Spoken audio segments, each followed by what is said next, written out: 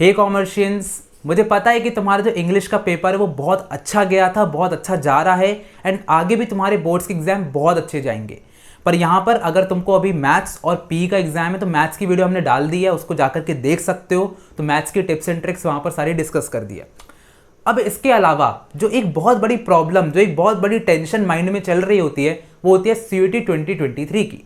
क्योंकि यहाँ पर हम सब लोग जानते हैं कि अगर हमको एक अच्छे कॉलेज में एंट्री करना है, अपने फेवरेट DU में एंट्री करना है, SRCC चाहिए, हंसराज चाहिए, या फिर आपको lady Shri Ram college of commerce चाहिए, तो यहाँ पर ये सारे कॉलेजेस आपको किससे मिलेंगे? CUET के थ्रू मिलेंगे। तो यहाँ पर CUET बहुत ज़्यादा इंपॉर्टेंट बन जाता है। लेकिन ना ये अपने आप में एक तालाब है। तालाब कैसे है? क्योंकि यहाँ पर इतनी सारी इन्फॉर्मेशन डंप की जाती है कि हम ना कंफ्यूज हो जाते हैं कि भाई रिजर्वेशन कैसे होता है। मेरे पास इतने सारे कमेंट्स आए ना वो रिजर्वेशन वाली वीडियो में, लेकिन थैंक यू सो मच, उस पर बहुत प्यार मिला है आपका।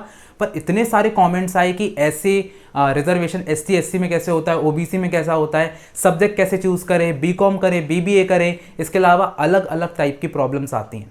और मैंने जितना भी बच्चों को एनालाइज़ किया है, क्योंकि देखो यार हम सब लोग अभी तक क्लास 12th में थे, अच्छे खासे खेल रहे थे, फेयरवेल मना रहे थे, हर चीज़ कर रहे थे, पर बीच में जो CUET आया ना, इसी कारण ना बहुत कन्फ्यूजन्स होने लगी है कि भाई करें क्या। और बहुत सारे बच्चों को ये चीज़ एक्सेप्ट करना चाहिए कि उनको बेसिकली पता भी नहीं है CUET भी है क्या। उनने बस फॉर्म फिल कर दिया है क्योंकि हाइप चल रही है ना, तो हाइप के कारण सबने फिल कर दिया है। पर देखो यार, अगर आप गलत इन्फॉर्मेशन लेकर के जाओगे तो आगे कहीं ना कहीं आप फंस सकते हो। और मैं आपको आज बताऊंगा भी क्यों इंपॉर्टेंट है CUET को अच्छे से समझना। तो इस वीडियो को स्किप नहीं करना है, इस वीडियो को 1.5x स्पीड पे देखना है। साथ ही साथ एक पेपर पेन रखना है ताकि तुम कुछ भी चीज़ स्किप ना करो। तो चले यार, जल्दी से वीडियो को स्टार्ट करते हैं और यहाँ पर CUET के बारे में सब कुछ जानकर इसको ख़त्म करते हैं।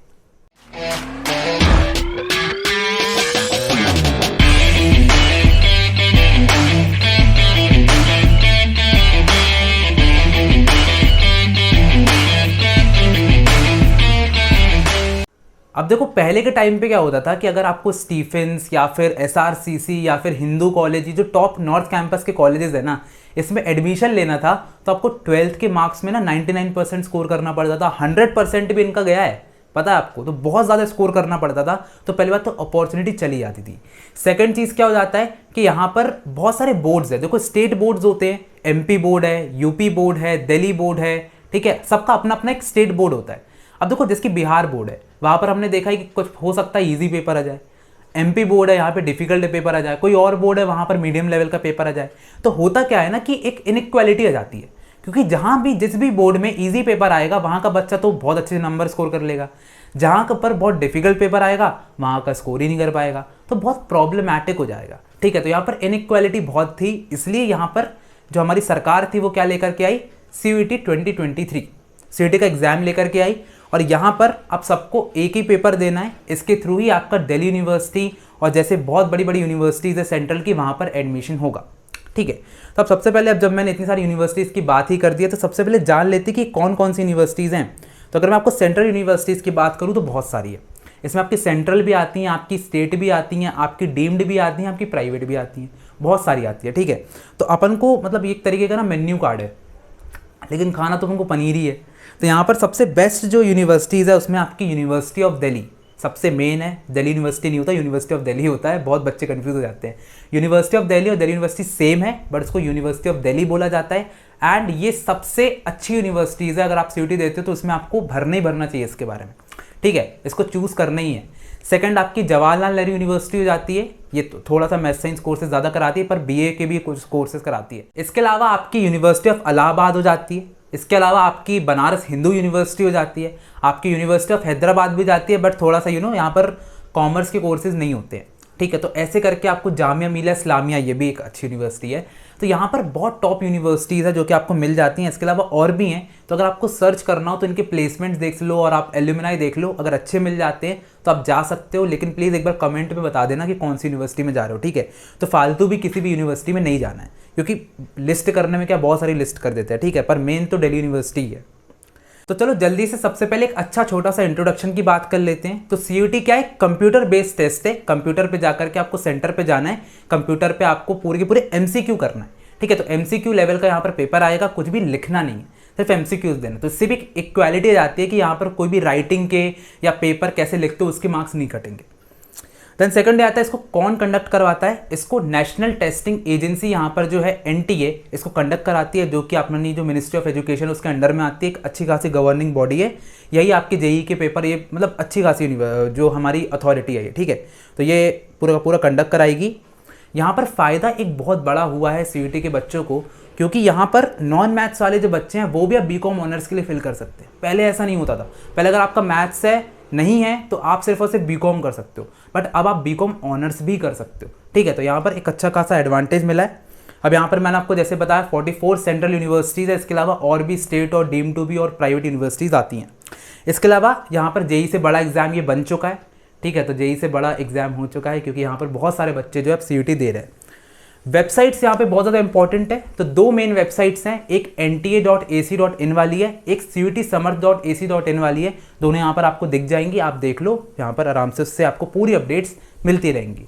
इवन जो मॉक्स हैं वो भी यहीं पर अपलोड होंगे, जो कि एनटीए खुद देता है, तो उसके लिए भी ध्यान रखें। आंसर कीज भी आती हैं बाद में, जो आप एग्जाम देकर के आओगे वो भी यहीं पर अपलोड होंगी। तो प्लीज़ यहाँ पर ये वेबसाइट बहुत इंपॉर्टेंट है अपडेट्स के लिए। क्लास 12th और पास आउट दोनों ही इस एग्जाम को दे सकते हैं, तो अगर अभी आप क्लास 12th में आराम से इस एग्जाम को दे सकते हो, ठीक है। तो ये बेसिक इन्फॉर्मेशन थी जो बताना ज़रूरी था। अब हम लोग चलते हैं एग्जाम पैटर्न के ऊपर कि एग्जाम पैटर्न हमारा कैसा होता है। तो यहाँ पर एग्जाम पैटर्न को अगर मैं देखता हूँ तो यहाँ पर अब थोड़ा सा लिख के बताना पड़ेगा, चलो लिख लेते हैं। तो आपके 3 सेक्शंस यहाँ पर आने वाले हैं, सेक्शन 1, सेक्शन 2 और सेक्शन 3, ठीक है। इन तीनों को बहुत अच्छे समझ लेना, तो समझ में आ जाएगा कैसे क्या एग्जाम होने वाला है। सबसे पहले आपको लैंग्वेज आता है, ठीक है। अब यहाँ पर अगर आप इसका पीडीएफ देखोगे, जो कि मैं यहाँ पर शो भी कर देता हूँ, तो पीडीएफ में क्या हो जाता है, बोला गया है सेक्शन 1 का ए और बी है, ठीक है, 1A 1B। तो बेसिकली जो 1A है, थोड़ा सा बता देते हैं, 1A जो है उसमें क्या आती हैं, 13 लैंग्वेजेस आती है, 1B में 20 लैंग्वेजेस आती हैं। अब आपको इसको इतना डिफिकल्ट लेवल से नहीं समझना है, आपको सिंपली समझना है कि यहाँ पर बहुत सारी लैंग्वेजेस इन्हें लिस्ट करी है, ठीक है। उसमें से आपको इंग्लिश ज़्यादातर लोग चूज़ करते हैं, बाकी कोई और चीज़ भी आप चूज़ कर सकते हो। तो बेस का सिलेबस क्या होगा, इसमें आपको बेसिकली रीडिंग कॉम्प्रिहेंशन आएगा, ठीक है, रीडिंग कॉम्प्रिहेंशन आ सकता है, इसमें आपको वोकैबुलरी आएगी, और इसमें आपका एप्टीट्यूड आएगा। अब एप्टीट्यूड क्या हो जाता है, स्पेलिंग एरर हो गया, एंटोनिम्स हो गया, सिनोनिम्स हो गए, सारी चीज़ें तुमको यहाँ पर आ जाएंगी, ठीक है। तो उसका भी एक पूरा का पूरा होता है, उसको देख लेना एक बार, आराम से समझ में जाएगा। तो ऐसे करके एप्टीट्यूड यहाँ पे आता है, ओके। देन हमारा आता है डोमेन। डोमेन में आपको यहाँ पर 27 डोमेन मिले हैं, वही मैं कहूँ 27 डोमेन आपको यहाँ पर मिले हुए। 27 डोमेन में से अब अगर मैं सीधे सीधे बात करूँ तो इसमें आपका अकाउंट्स, बिजनेस और इको आ जाता है। अकाउंट्स, बिजनेस और इको, इन तीनों को आपको मेनली चूज़ यहाँ पे करना पड़ेगा। मैथ साइंस वाला बंदा है तो वो फिजिक्स, केमिस्ट्री, मैथ्स, अब वो जो चूज़ करे, यहाँ पर आपको डोमेन में ये चीज़ आती है, ठीक है। मैथ्स भी इसी में जाता है, पर अभी आपको मैं समझाऊंगा कि उसका क्या चीज़ें हैं, उसमें क्या दिक्कत आ सकती है। देन आपका सेक्शन 3 में जर्नल टेस्ट आ जाता है। अब जर्नल टेस्ट को बहुत ही हाइप बनाई गई है, जर्नल टेस्ट क्या है, देना चाहिए नहीं देना चाहिए, वो भी अभी आपको वीडियो के एंड में बताऊंगा। पहले समझ लेते हैं इसमें क्या आता है। कॉन्ट्स, जिसमें आपकी 10 तक की मैथ्स होती है। सेकंड आता है आपका जीके, जो कि कहीं से भी आ सकता है, इसका कोई ऐसा कुछ रहता नहीं है। करंट अफेयर्स, तो करंट अफेयर्स की अगर मैं बात करूं तो लास्ट 2-3 महीने के आपको करंट अफेयर्स आने चाहिए, तो आपको बन जाएगा, ठीक है। इसके अलावा अगर मैं बात करता हूं तो इसमें आ जाता है लॉजिकल रीजनिंग। 4 चीज़ें आती हैं भैया, बहुत इंपॉर्टेंट है, स्पेलिंग पे मत जाना, बस समझ जाओ लॉजिकल रीजनिंग है। LR जो होता है आपका लॉजिकल रीजनिंग, ये भी अच्छा खासा आता है, बहुत डिफिकल्ट नहीं आता, बहुत ईजी होता है टू बी ऑनेस्ट। अगर आपको थोड़ा सा लॉजिक आता हो तो ब्लड रिलेशंस हो गया, ये सब चीज़ हो गई, बहुत अच्छी चीज़, मतलब मज़ेदार होता है। ये वाला जो सेक्शन होता है मज़ेदार होता है, बस मुझे इसमें कॉन्ट्स नहीं पसंद, क्योंकि मैथ्स है ना यार, तो पसंद नहीं आता, बाकी सब कुछ इसमें सही है, ठीक है। तो जर्नल टेस्ट हो गया, डोमेन हो गया, लैंग्वेज हो गया। अब यहाँ पर आपको कितने क्वेश्चन आएंगे, कितने क्वेश्चन अटेम्प्ट करने हैं, तो इसमें आपको 50 क्वेश्चन आते हैं, 50 क्वेश्चन, जिसमें से आपको 40 क्वेश्चन अटेम्प्ट करने पड़ेंगे, 10 क्वेश्चन छोड़ सकते हो। यहाँ पर आपको 35 और 45, जिसके कुछ सब्जेक्ट्स होते हैं इसमें आपको 45 क्वेश्चन आएंगे, उसमें से 35 अटेम्प्ट करना है। किसी में 50 क्वेश्चन आएंगे, उसमें से 40 अटेम्प्ट करना है। तो ऐसे करके आपको समझना है कि ईजी चीज़ है, ऐसा कोई दिक्कत नहीं है। देन यहाँ पर आपको 60 में से 50 क्वेश्चन जो हैं वो अटेम्प्ट करने हैं जर्नल टेस्ट में, तो इसमें ज़्यादा क्वेश्चन आएंगे, क्योंकि इसमें 4 चीज़ें भी है ना, ज़्यादा क्वेश्चन आते हैं, ठीक है। अब यहाँ पर सारे जो है आपको बहुत अच्छे समझना है कि इन सब में आप 10 सब्जेक्ट्स ही चूज़ कर सकते हो। बहुत सारे सब्जेक्ट्स है, 27 डोमेन है, 13 और 20 लैंग्वेजेस हैं, तो आप इसमें से मैक्सिमम 10 सब्जेक्ट्स ही चूज़ कर सकते हो, इससे ज़्यादा आप चूज़ नहीं कर सकते, ठीक है। और फीस भी अलग अलग है, 3 सब्जेक्ट चूज़ करने पर अलग फीस है, 7 सब्जेक्ट में 10 सब्जेक्ट में अलग अलग फीस है, तो प्लीज़ उसको भी ध्यान दे थोड़ा सा। ऐसा नहीं सब कुछ ही चूज़ कर लिया, ऐसा नहीं करना है। बट हाँ, हम ऐसा चूज़ करेंगे अगर आपके पास है अच्छा खासा, मतलब आप चाहते हो ज़्यादा से ज़्यादा चूज़ करना तो बहुत अच्छी बात है। जितने ज़्यादा सब्जेक्ट चूज़ करोगे उतनी ज़्यादा आपकी जो एलिजिबिलिटी है वो ओपन होती जाएगी, ठीक है। एक और चीज़ बहुत अच्छी समझना है, एनटीए ने बहुत क्लियरली यहाँ पर मेंशन किया है कि अगर आप जो हो क्लास 12 में आपने जितने भी सब्जेक्ट्स पढ़े हैं आपको वैसे ही सब्जेक्ट चूज़ करना है। ऐसे नहीं आप कुछ भी सब्जेक्ट चूज़ कर लोगे, ठीक है। पता चला वरना कॉमर्स का बच्चा फिजिक्स केमिस्ट्री चूज़ कर लिया, ऐसा नहीं कर सकते। क्यों? क्योंकि आपने क्लास 12 में वो चीज़ नहीं पढ़ी है। तो जो पढ़ा है उसी को चूज़ करें ताकि यहाँ पर दिक्कत ना जाए, क्योंकि आगे जाकर के सब्जेक्ट मैपिंग होगी और सब्जेक्ट मैपिंग में आपको बेसिकली ये दोनों मिलाना पड़ता है, ठीक है। तो वो उस पर भी बाद में हम उसको थोड़ा सा ज़्यादा अच्छे समझेंगे। बट आपको अभी ये समझना है कि क्लास 12 के सब्जेक्ट्स ही आप जो यहाँ पर सीयूटी में चूज़ करोगे, ठीक है। ये चीज़ मैंने आपको बता दी है, एक बार और चेक कर लेता हूँ कुछ छूटा तो नहीं है। बिल्कुल कुछ नहीं छूटा है। अच्छा हाँ, मार्किंग स्कीम कैसी होगी, आपको +5 मिलेगा, 5 नंबर मिलेंगे अगर आपने एक क्वेश्चन को सही किया। अगर आपने एक क्वेश्चन गलत कर दिया तो नेगेटिव मार्किंग -1 हो जाएगी। तो यहाँ पर ऐसा नहीं कि धड़ल्ले से मतलब बिना आँख बंद करके जय माता दी करके पूरे के पूरे क्वेश्चन यहाँ पे लगा दिया, ऐसा नहीं करना है। What you have to do is, अगर आपको अच्छे से कॉन्फिडेंस से बनता है तो आप उसको करके आओगे, नहीं बनता है तो नहीं करके आओगे, छोड़ के जाओगे। अगर आप कोई क्वेश्चन छोड़ के आते हो आपके नंबर नहीं कटते हैं। पर अगर आप अटेम्प्ट करके गलत कर रहे हो तो यस -1 हो जाएगा। इसलिए भैया अच्छे से पढ़ाई करनी है सीयूटी के लिए, ठीक है। ऐसा नहीं है कि ऐसे ही बस क्योंकि हमसे क्लास 12 में बहुत अच्छे से आता है तो हम सीयूटी भी कर लेंगे, नहीं, आपको गाइडेंस की ज़रूरत बहुत पड़ेगी इसमें, ठीक है। तो चलो अब बात करते हैं रिजर्वेशंस की। रिजर्वेशन बहुत इंपॉर्टेंट है, बहुत ज़्यादा कन्फ्यूजन आता है। तो सबसे पहले देखो, जो मेन रिजर्वेशन होता है वो 3 कैटेगरी में होता है। सबसे पहले जर्नल वालों के लिए होता है। अच्छा, जर्नल वालों के लिए भी होता है, मतलब ऐसा शॉकिंग मेरे पास एक्सप्रेशन आता है, जर्नल वालों के लिए रिजर्वेशन कैसे आ गया। तो ऐसा नहीं होता, जर्नल वालों के लिए भी रिजर्वेशन होता है। जर्नल वालों के लिए EWS होता है, that is economical weaker section. ये जो है इस पे आ सकते हो। तो अगर आप जर्नल में भी गरीबी, थोड़े से गरीब हो टाइप से हो, मतलब गरीब नहीं कह सकते, मिडिल क्लास हो, तो यहाँ पर आपको बस जाकर के सर्च करना है, वहाँ पर आपको मिल जाएगा कि आप EWS के अंदर आते हो कि नहीं आते हो। आपको इसके बारे में अपने पापा से अच्छे से बात करना चाहिए, वो ज़्यादा अच्छे से बता सकते हैं कि आप आते हो कि नहीं आते हो। वरना बहुत सारे पैरामीटर्स होते हैं कि इतनी एकर्स ऑफ लैंड आपके पास होना चाहिए, इतना आपका इनकम होना चाहिए। तो अगर ऐसा है तो आप इकोनॉमिकल वीकर सेक्शन में आ जाओगे और आपको अच्छा खासा रिजर्वेशन मिल जाएगा। समझ में आ रहा है, मतलब अच्छा खासा रिजर्वेशन मिलेगा। तो यहाँ पर बहुत ध्यान से इस चीज़ को अपने घर में पता करें। ऐसा नहीं है कि आप रिजर्वेशन में आते हो आप सोचो रहने दो, क्या करना, 5-10% का मिलेगा, भैया बहुत डिफरेंस क्रिएट करता है। सेकंड आता है ओबीसी की नॉन क्रीमी लेयर। अब देखो ओबीसी में 2 लेयर होती है, एक क्रीमी लेयर, एक नॉन क्रीमी लेयर। वही चीज़ है, क्रीमी लेयर वाले थोड़े अमीर होते हैं, अच्छे खासे होते हैं, नॉन क्रीमी लेयर वाले थोड़े से वीकर सेक्शन में आते हैं। तो यहाँ पर इनको भी रिजर्वेशन दिया जाता है और अच्छा खासा रिजर्वेशन मिलता है, मतलब 27% का कुछ रिजर्वेशन मिलता है ओबीसी वालों को। तो यहाँ पर आपको ओबीसी का नॉन क्रीमी लेयर का सर्टिफिकेट बनवा लेना है, ठीक है। अब यहाँ पर एक और चीज़ समझना, जो आपके सर्टिफिकेट्स होते हैं वो 2 लेवल के होते हैं, एक होता है स्टेट लेवल, एक होता है सेंट्रल लेवल। तो प्लीज़ सेंट्रल लेवल का सर्टिफिकेट सब लोग बनवा लें। यहाँ पर आपको पूरा का पूरा फॉर्मेट दिया गया है, समझ में आ रहा है, आपको ओबीसी का पूरा फॉर्मेट दिया गया कि आपको कैसे बनवाना है। यानी कि जब आप जाओगे अपडेट करने के लिए या फिर बनवाने, नया बनवा रहे हो या फिर स्टेट वाले को अपग्रेड करवा रहे हो या फिर पुराना हो गया है तो उसको नया करवा रहे हो, तो प्लीज़ यहाँ पर एक अच्छा खासा फॉर्मेट दिया गया है, इन्हें फॉर्मेट दिया, उसके बेसिस पर ही बनवाएं। और पास में कहीं पर भी आप पूछ सकते हो, अपने अच्छे खासे किसी भी बंदे से पूछ लो जो भी गवर्नमेंट में हो, वो आपको पूरा बता देगा, ठीक है, कैसे क्या बनवाना होता है। SDM के साइन होते हैं, ये सब हो जाएगा। ST/SC वालों के लिए भी सेम चीज़ है, आपको अपना एक सर्टिफिकेट लाना पड़ेगा। PWD का आपका एक सर्टिफिकेट लगता है। इसके अलावा आप अगर यूनिवर्सिटी से हो तो भी आपको एक अच्छा खासा मतलब वहाँ पर मेंशन करना पड़ता है। इसके अलावा एक्स सर्विस मैन जो होते हैं, यानी कि जो आर्मी रिलेटेड लोग होते हैं, आर्मी वार्ड्स होते हैं, तो यहाँ पर उनके लिए भी होता है, तो उनको भी एक सर्टिफिकेट लगाना पड़ता है, ठीक है। अब बात आ जाती है मेन कि अगर मेरे पास अभी सर्टिफिकेट नहीं है या फिर अभी तक मैं आता तो रिजर्वेशन कैटेगरी में हूँ पर मैंने सर्टिफिकेट नहीं बनवाया, तो मैं क्या करूँगा। बहुत सिंपल चीज़ है, एक डिक्लेरेशन होता है, बहुत ध्यान से सुनना है। डिक्लेरेशन का फॉर्म यहाँ पर दिया गया है, तो आप ये डिक्लेयर कर सकते हो कि मैं अभी तो फॉर्म फिल नहीं कर सकता, अभी तो मैं अपना जो सर्टिफिकेट है वो सबमिट नहीं कर सकता, पर मैं बाद में कर दूंगा जब भी मुझसे मेरा कॉलेज या फिर यूनिवर्सिटी या फिर CET वाले या फिर NTA जब भी मंगवाएगा। मैं यहाँ पर जो है एक फ्रेश अच्छा खासा, और यहाँ पे क्या बोला गया है, I hereby declare that I will upload a fresh certificate issued on or after 1 April 2022। ये बहुत अच्छी चीज़ है। 1 अप्रैल 2022 के बाद जो भी आपका सर्टिफिकेट आता है, ठीक है, उसके बाद का ही होना चाहिए। यहाँ पर मैं ये जो है अच्छे से आपको ईमेल कर दूंगा या फिर जो भी चीज़ है वो कर दूंगा, ठीक है। तो यहाँ पर मैं कर दूंगा। तो यहाँ पर सीट एलोकेशन जब हो रहा होता है, ज़्यादातर मैं आपको बताता हूँ, जब आप लोग कॉलेज चूज़ कर लेते हो, रिजल्ट आकर के आप अब कोर्स चूज़ कर रहे हो, कॉलेज चूज़ कर रहे हो, उस टाइम पर कॉलेज खुद वेरीफाई करते हैं आपके सारे डॉक्यूमेंट्स। तो प्लीज़ फर्जीवाड़ा बिल्कुल ना करें। प्लीज़ अपने जो डॉक्यूमेंट्स उसको अच्छे से देखें, और कोई भी दिक्कत हो, उसमें कोई भी गलती हो, नाम की गलती हो, ये सब चीज़ें अभी अपग्रेड करवा लें जा करके। ओके, ये सब चीज़ें मैंने आपको बता दिया है, रिजर्वेशन के बारे में बता दिया है। एक बार और देख लेता हूँ कुछ छूट रहा है क्या, नहीं। अब हम लोग आ जाते हैं थोड़ा सा अपनी इंपॉर्टेंट इन्फॉर्मेशन के बारे में, जो कि डेट्स के बारे में।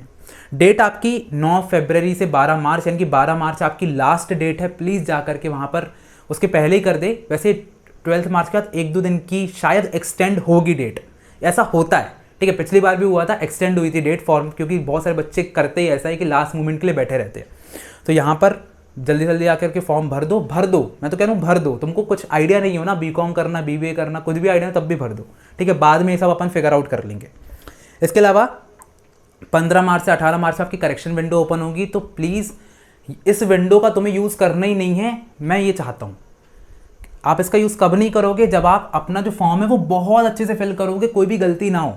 अगर गलती हो गई तो करेक्शन विंडो ओपन होगी, ठीक है, आप कर सकते हो, कोई इशू नहीं है। बट प्लीज़ गलतियाँ ना करें, बहुत इंपॉर्टेंट चीज़ है ये। एक गलती ना, एक लेटर की गलती भी कर दोगे ना, ज़िंदगी ख़राब हो जाती है, ठीक है। इसको करेक्ट करो, फिर ये करो, फिर करेक्शन की भी हो सकता है फीस लग जाए। ये सब नहीं करना, बहुत अच्छे से करना। और जब भी फॉर्म फिल करोगे तो अपने मोबाइल से फ़ोटो लेते रहना। डेस्कटॉप से करोगे और फ़ोन से फ़ोटो लेते रहोगे, फ़ोन से कभी भी कोई फॉर्म फिल मत करना, ठीक है। ये बहुत अच्छे से बता रहा हूँ। पेमेंट अच्छे से कर देना, ठीक है। और यहाँ पर आपका अनाउंसमेंट ऑफ सिटी जो है वो कितना जाता है, 30 अप्रैल को जाता है। उसका फिर एडमिट कार्ड आपको 2 वीक ऑफ मई में मिल जाएंगे। डेट ऑफ एग्जामिनेशन 21 मई रहेगी, कोई दिक्कत नहीं, ठीक है। अब ये सब होता रहेगा। उसके बाद आंसर कीज़ भी आ जाती है, वो सब बाद में देखेंगे, अभी इतना इंपॉर्टेंट नहीं है। सेंटर्स क्या है, जितने भी सेंटर्स हैं इंडिया में, उसमें आपका कितना फ़ीस लगेगा, तो फीस के बारे में जान लेते हैं। जर्नल वालों की 750 रुपये फ़ीस है, अगर आप 3 सब्जेक्ट्स लेते हो। मैंने बताया था 3 सब्जेक्ट्स लेते हो 750 फीस है, 7 सब्जेक्ट लेते हो 1500 है, 10 सब्जेक्ट लेते हो 1750 है। बाकी सब में 50-100 रुपये का डिफरेंस है। ओबीसी वालों का 50 रुपये का, फिर 100, अच्छा 50 का, फिर अच्छा ठीक है। तो यहाँ पर ज़्यादा कोई फीस में डिफरेंस नहीं है तीनों कास्ट में। सेंटर आउटसाइड इंडिया वालों की 11,000 हज़ार, 7,500 और 3750 है, मतलब समझ रहे हो ये चीज़। तो उनका तो छोड़ ही दो, पर अपन के में ऐसा कोई फीस में डिस्क्रिमिनेशन नहीं किया गया, अच्छी बात है, ठीक है। देन शेड्यूल ऑफ एग्जामिनेशन क्या है, यहाँ पर शेड्यूल 21 मई से 31 मई 2023 है। कंप्यूटर बेस्ड टेस्ट है। 3 स्लॉट में आपके एग्जाम्स हो सकते हैं। अब ये 3 स्लॉट्स का मतलब क्या हो जाता है, 3 स्लॉट्स का मतलब है कि हो सकता है एक दिन जाओगे तो आपका बीएसटी और इको का जाए, एक दिन आपका अकाउंट्स का जाए, एक दिन आपका जर्नल टेस्ट हो जाए। अकाउंट्स के मैथ्स का भी हो सकता है, तो वो डिपेंड करता है, ठीक है, आपने क्या चूज़ किया है। मल्टीपल डेज में एग्जाम हो सकता है, हमें उससे कोई दिक्कत नहीं है। इसके अलावा और मैं देख लेता हूँ कुछ चीज़ छूट तो नहीं रही है, नहीं, फीस भी बता दी, यूनिवर्सिटी बता दी। अब थोड़ी सी इंपॉर्टेंट चीज़ बता देता हूँ। अब यहाँ पर जो इंपॉर्टेंट चीज़ें आती है उसमें नंबर 1 चीज़ है कि मुझे जर्नल टेस्ट देना चाहिए या नहीं देना चाहिए। मैं आपको नॉर्मली बोलता हूँ, अगर आपका जो कोर्स है वो आपको बोल रहा है कि जर्नल टेस्ट देने की ज़रूरत है, फिर तो। अगर नहीं बोल रहा है कि नहीं जर्नल टेस्ट की ज़रूरत नहीं है, जिसकी बीकॉम ऑनर्स है, उसमें आप लैंग्वेज, अकाउंट्स, बिजनेस, इको के दम पर भी बीकॉम ऑनर्स ले सकते हो दिल्ली यूनिवर्सिटी से, ठीक है। पर तब भी आपको जो है जर्नल टेस्ट देना चाहिए। क्यों भैया, ऐसा क्यों? उसका रीज़न ये है कि जो जर्नल टेस्ट है ना, वो एक तो सबसे पहली बात है, हर यूनिवर्सिटी का अपना अपना क्राइटेरिया है। अभी जो मैंने आपको क्राइटेरिया बताया लैंग्वेज, अकाउंट्स, बिजनेस, इको का, ये दिल्ली यूनिवर्सिटी बस के लिए। हो सकता है आप किसी और यूनिवर्सिटी के अप्लाई कर रहे हो, वहाँ पर जर्नल टेस्ट मांग ले सेम कोर्स के लिए। तो हर यूनिवर्सिटी ने अपने हिसाब से अलग अलग लेवल पर कोर्सेज बना करके रखे, ठीक है, कि हमको इसी सेम कोर्स के लिए ये एलिजिबिलिटी चाहिए, ये सब्जेक्ट चाहिए, ऐसा फलाना ढमका चाहिए, वो सब आपको उनकी साइट पे मिल जाएगा, ठीक है। ये सब कुछ मेंशन्ड है। सेकेंड चीज़ हो जाता है कि जर्नल टेस्ट देने से आपके पास ऑप्शंस ज़्यादा ओपन हो जाएंगे।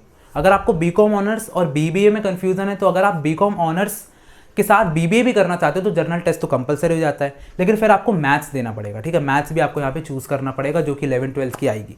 तो बीबीए हो गया, बीएमएस हो गया, इसके लिए लग जाता है। कुछ कुछ बीए के कोर्सेज होते हैं, वहाँ पर आपको एक अलग एलिजिबिलिटी है, तो वहाँ पर अगर जर्नल टेस्ट मांग ले तो जर्नल टेस्ट तो भाई देना ही देना है, उससे कोई दिक्कत नहीं आने वाली। बहुत सारे बच्चों को क्या लगता है कि अगर मैं CUET में जर्नल टेस्ट को इंक्लूड कर देता हूँ तो मेरा स्कोर कम हो जाएगा, ऐसा नहीं है। वहाँ पर आपके ये वाले सब्जेक्ट जो है, ये वाला तो क्राइटेरिया ना, लैंग्वेज, अकाउंट्स, बिजनेस, इको, इसके बेसिस पे आप बीकॉम ऑनर्स में ले सकते हो एडमिशन। अगर आपके जर्नल टेस्ट में अच्छे नंबर आते हैं तो आप लैंग्वेज, अकाउंट्स और आपका जो जर्नल टेस्ट है इसके बेसिस पे आप जो है बीकॉम ऑनर्स ले सकते हो। तो दोनों क्राइटेरिया आपके चल जाते हैं, ठीक है। इसलिए जर्नल टेस्ट देना जरूरी है। अब एक लास्ट चीज़ का और ध्यान रखना कि आपको अपने माइंड में ये बना लेना है कि मुझे ज़्यादा से ज़्यादा यूनिवर्सिटी और ज़्यादा से ज़्यादा कोर्सेज को यहाँ पे टारगेट करना है, ताकि आपके पास लास्ट में ऑप्शन ज़्यादा बचे। ये मत कर देना कि मैं SRCC से बीकॉम ऑनर्स करना चाहता हूँ, बस एक फिल किया, एक कॉलेज फिल किया, हो गया। ऐसा नहीं करना है, ठीक है। तो यहाँ पर आपको ज़्यादा से ज़्यादा कॉलेजेस फिल करना है, ज़्यादा से ज़्यादा यूनिवर्सिटीज़ फिल करना है, ताकि ऑप्शंस लास्ट में हो। हम उसको नहीं चूज़ करेंगे, हमारी मर्जी, लेकिन हम ऑप्शंस अपने पास ज़्यादा से ज़्यादा ओपन करके रखेंगे। तो यार आई होप मैंने आपकी बहुत सारी प्रॉब्लम्स को आज सॉल्व किया होगा, आपको एक बेसिक क्लैरिटी दे दी होगी। इसके अलावा अगर आपको फॉर्म फिलिंग में कोई दिक्कत है, आपको कोई भी छोटी मोटी दिक्कत आती है, रिजर्वेशन से रिलेटेड दिक्कत आती है, आपको स्कोर समझ में नहीं आ रहा है जो कि रॉ और नॉर्मलाइज्ड होता है, कुछ भी आता है, तो उस पर हमारी वीडियोज़ आती रहेंगी। साथ ही साथ आप हमारे कमेंट सेक्शन को अपने प्यारे वर्ड से भर सकते हैं। इसके अलावा आप हमको टेलीग्राम पर भी मैसेज कर सकते हैं, जहाँ पर सारी अपडेट्स आपको मिलती रहेंगी। इसी के साथ यार मिलते हैं नेक्स्ट वीडियो में, जहाँ पर हम और CUET के बारे में जानकारी देंगे। अगर आपको वीडियो पसंद आए हो तो लाइक करो, सब्सक्राइब करो, कमेंट करो और ज़्यादा से ज़्यादा शेयर करो। मिलते हैं अगली वीडियो में, तब तक के लिए ऑल द बेस्ट।